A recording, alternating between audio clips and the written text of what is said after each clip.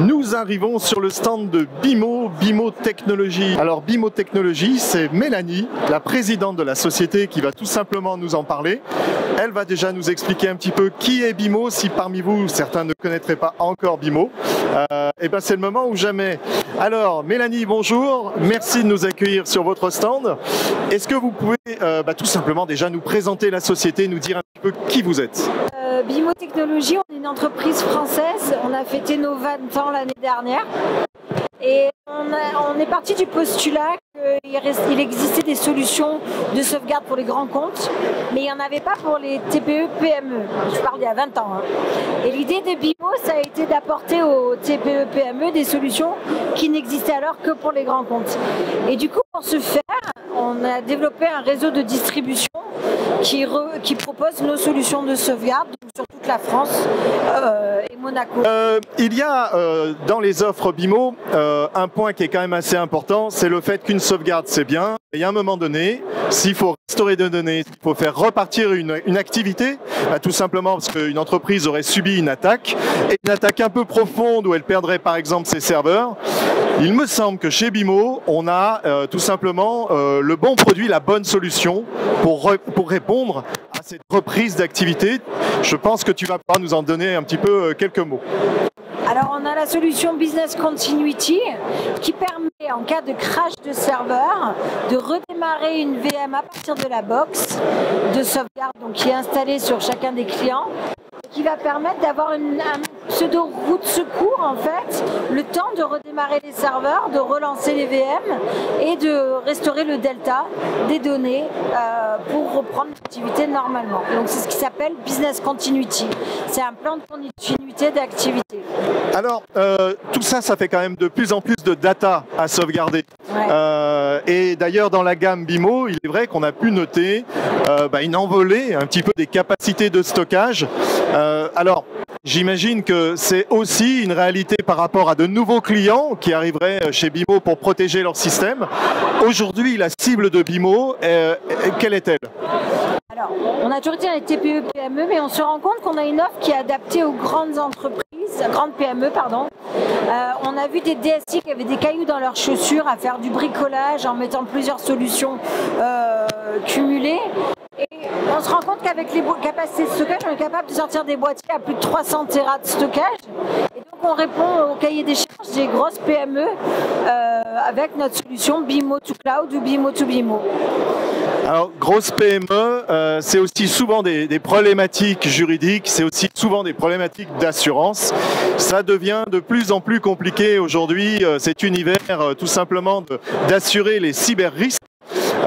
Aujourd'hui chez BIMO, il y a quand même une offre qui répond justement à cette problématique. J'imagine que c'est un point qui revient souvent tout simplement chez les prestataires et les clients finaux.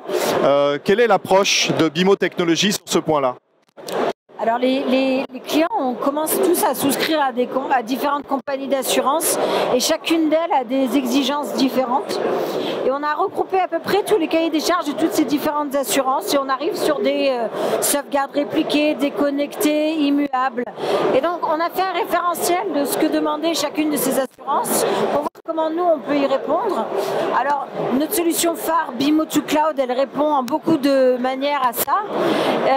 Mais le BIMO to BIMO, selon certaines conditions, peut être paramétré pour répondre aux différentes exigences des cyberassurances. Donc là-dessus, on compte sur nos partenaires pour nous accompagner et pour nous permettre d'avoir cette solution paramétrée aux normes des différentes assurances cyber. Ok. Alors, pour finir, maintenant qu'on sait que les offres déjà BIMO répondent et en capacité et finalement sont aussi efficaces d'un point de vue assurance, il y a également une possibilité de sauvegarder des éléments d'Office 365. Pour finir, est-ce que tu as quelques mots à nous donner sur le sujet? Aujourd'hui, ce qu'on se rend compte, c'est que les clients, ils ont des données un peu de partout. Ils en ont en local, ils en ont dans le cloud, donc chez Microsoft notamment. Et l'idée, c'est de tout rassembler sur le boîtier et après de choisir ce qu'on externalise et ce qu'on n'externalise pas. Et donc, les données de Microsoft Office 365 tels que les mails et OneDrive peuvent être Ils sont toujours pas sur la sauvegardés box. pour l'instant, sans offre. Chez Microsoft, ils ont que 30 jours de rétention. Et si vous effacez un fichier et que vous en rendez compte 45 jours plus tard, c'est dommage. Donc l'idée, ça va être quand même de les rapatrier sur votre boîtier de sauvegarde, puisqu'ils sont déjà dans le cloud. Vous n'êtes pas obligé de les répliquer ailleurs. Donc on peut vraiment mettre le curseur où on souhaite. Et ça, c'est au partenaire de mettre en place la solution adéquate avec son client. Alors, pour finir cette interview, moi je vais ajouter un point que j'aime bien préciser à chaque fois que je parle de BIMO, c'est la qualité du support technique. Car on le sait bien, dans ces cas-là, il y a un petit peu le feu quand on a des attaques, quand on doit restaurer des données. C'est toujours un point compliqué. D'avoir une équipe en face qui réponde, c'est quand même aussi là une solution. On peut avoir le meilleur boîtier du monde, mais à un moment donné, il y a quand même des humains. Et je tiens à préciser quand même la disponibilité et l'efficacité des équipes de support. Est-ce que tu peux nous parler un petit peu du support technique au sein de BIMO? Alors, BIMO, on est une entreprise française basée à Montpellier, donc toute notre équipe technique est sur Montpellier pour le support. On a un niveau 1 de certification en e-learning et on intervient en niveau 2 avec les partenaires pour les aider justement dans ces cas où il y a le feu ou en général ils ont peur d'appuyer sur le mauvais bouton parce qu'une mauvaise restauration ça peut tout foirer. Et là ils savent que notre support répond et est à l'écoute de leurs problématiques. Répond rapidement justement à leurs besoins. Et il y a un point qu'on n'a peut-être pas abordé, c'est votre mode de distribution aujourd'hui. Est-ce que vous travaillez en direct ou est-ce que vous passez par des réseaux de partenaires? Alors notre meilleur moyen de nous distribuer, c'est par nos réseaux de partenaires, puisqu'on adresse des TPE et des PME qui, elles, ont des prestataires informatiques pour les conseiller. Donc c'est le prestataire informatique qui va les conseiller, installer, paramétrer et suivre tous leurs clients en fait. Donc on est plus une solution même pour les partenaires en fait, parce qu'on va leur enlever une grosse épine du pied ou un gros caillou. On est bien d'accord. Et vous allez mieux dormir après. Bon, Mélanie, merci beaucoup pour cette interview. Merci Didier. Continuez à protéger efficacement nos données. Merci. Et je vous dis à très bientôt. Merci Didier, à bientôt.